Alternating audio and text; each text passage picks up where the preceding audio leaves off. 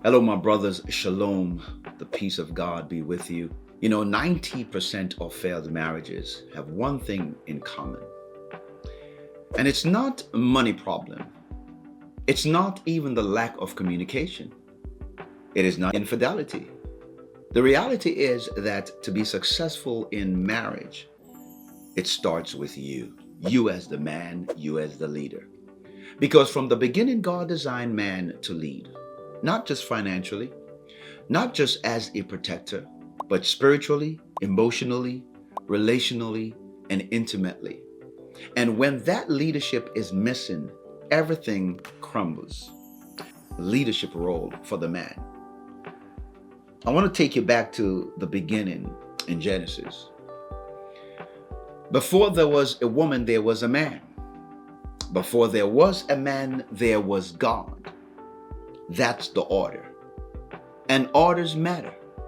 The Bible tells us that God is the head of Christ, Christ is the head of the man, and the man is the head of the woman. That's divine structure. That's leadership by design. There's nothing about it that should make you feel offended if you're a wife, because by the end of this video, you'll know why. You see, my friend, when God created Adam, he gave him instruction how to work the garden, how to protect, how to cultivate, how to be innovative, how to maximize his potential, how to walk into his ingenuity as a creator. The man to be alone. Notice God didn't create Eve until Adam was ready, walking in purpose, spiritually sound, relationally stable, and living in the presence of God. When Eve met Adam, Adam was in God's presence. Adam was holy, righteous, living life at its fullest capacity, fullest optimum, ability. Men, listen to me. That's the pattern. God presented the woman to a man who was already submitted, already secure, already spiritually aligned. Your wife was never meant to be your foundation. The real assignment. Somewhere along the way, we started teaching men that being a husband was about being a provider first, a protector second, bringing home the paycheck. He's the breadwinner. And yes, those things are absolutely important. But I want you to understand that they are not the foundation. Your first and most important assignment is to be a spiritual leader. If you can lead spiritually, you can lead in every other area of your life and marriage. I know what I'm teaching. I figured this out 28 years ago out of the 31 years of marriage. And when you don't lead spiritually, you create emotional chaos in your home. Because spiritual leadership anchors everything. Everything else. Rise and fall on your spiritual leadership. And that's why God gave the command to Adam, not Eve. He told Adam how to cultivate, how to protect, how to build, how to serve. Eve was created as a helper to what God already spoken to Adam. That doesn't make her lesser. That's divine order. Now here's where it gets powerful. God's design was never about competition. It was about completion. It was about the man and the woman coming together in harmony to accomplish what God designed from the beginning. The man builds the house. The woman makes it a home. The man provides the seed. The woman nurtures it into life. Oh yes. The man brings home the money and the woman multiply it into provision.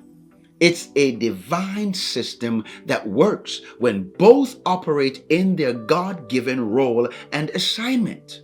Number 3, the power of example. The example of true leadership. Leadership isn't about domination. It is about demonstration. It is about servant leadership. A husband is a servant leader. You know, Jesus said it best, that I did not come to be served, but I come to serve and to give my life as a ransom for many. And we take our teaching from the master builder. We take our teaching from the real holy, the real masculine man, the real masculine image. That's Christ Jesus. You don't lead your wife by shouting instruction. You lead her by living them. You know, my friend, your wife does not need a boss at home. She already have one at work if she's working. She needs a blueprint. She's designed to respond to your example. You know, it is said that a leader know the way, a leader go the way, and a leader show the way. First you must know, first you must go, and then you show. You cannot ask your wife to do what you have not done. You can't tell her that, oh, you need to be a better communicator if you're not communicating better. You can't tell her to save more money if you're not saving more money. You can't tell her how to talk to the children better when you are not talking to the kids. You can't tell her to turn off the TV and go read a book when you spend most of your time trying to be a commentator for all these show on ESPN or whatever sport channel you watch. Because when she see a man walking with God, she feels secure. And I want you to comment below and let me know, what's your biggest challenge leading spiritually in your marriage today? What is it? Let's open up and have this conversation. Your perspective matters. It does. And I really want to read every one of your comments. So please, number 4, the Eden blueprint restored. Yes, let's talk about it. Why? Because here is how you put it all together. You got to go back to the source. Yes, you have to go back to Eden. I want you to look at how God created Adam and Eve. They were in harmony with God and with each other. No competition, no confusion, no gender war. They love each other. Under the hope in heaven, where the spirit of peace, shalom, was all over them. And here is the foundation, husbands, my brothers. Your most important relationship is not with your wife. Is it with God? Yes, it's with God. You have to study the word. You have to build your strength spiritually. Daily, you have to read. You have to read the Bible like your life depends on it. You have to practice it like the air you breathe. You need it. You can't live without it. You can't move. You can't shift. You have to be disciplined. You have to show up every single day in the presence of God, building. Society doesn't have a blueprint for marriage. God does. And when temptation comes, you fight. When anger seems to show up, you must master your emotion. That doesn't mean you always, you must be vulnerable too. And I hope the wives are creating a vulnerable space for the husband. And I'm going to talk about that also.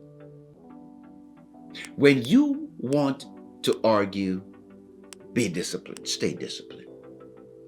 That's what spiritual maturity looks like. You must teach your wife how to treat how you want to be treated. Not through control, but through consistency. You know, you must do it through honesty. Number 5, our marriage makeover solution. Now you may be thinking, Doran, this sounds great, but how, it sounds great in theory. But how do I apply this? How do I navigate this in real life? I'm actually glad you did ask that question. Because that's exactly why my wife and I, we create our marriage makeover coaching program. We show husbands how to lead spiritually, emotionally, relationally, intimately, step by step.